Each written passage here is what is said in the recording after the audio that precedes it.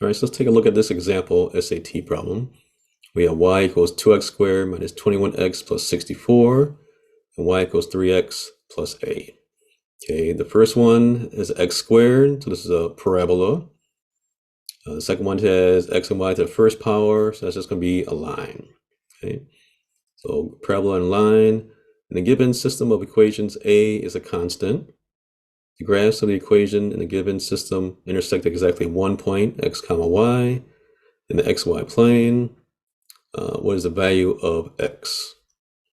All right, so let's first put in the first equation. Y equals 2x.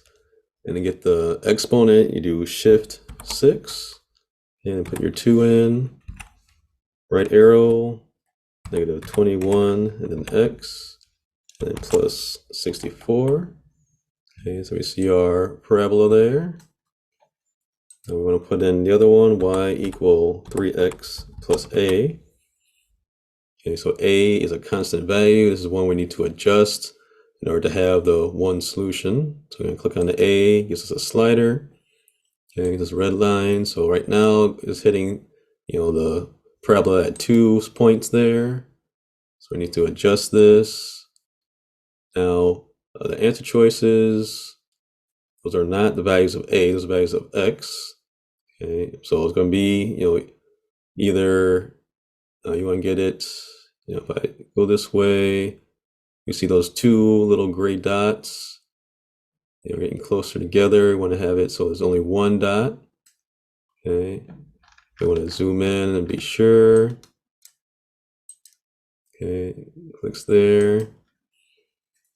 Now look at this though. A is negative 8. That's one of the answer choices, but they're looking for what's the value of x. Okay, so at this intersection point here, the value of x is 6. So C is the correct answer. So be careful there.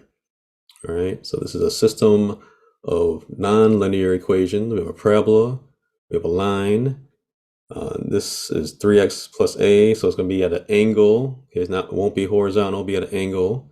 We're going to hit the graph at exactly 1 point. We have to adjust our slider here to change a. We saw the gray dots come together into 1 point.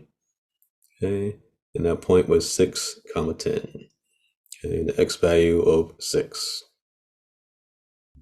So hopefully this video will help you understand how to solve a system of nonlinear equations with Desmos. Thanks.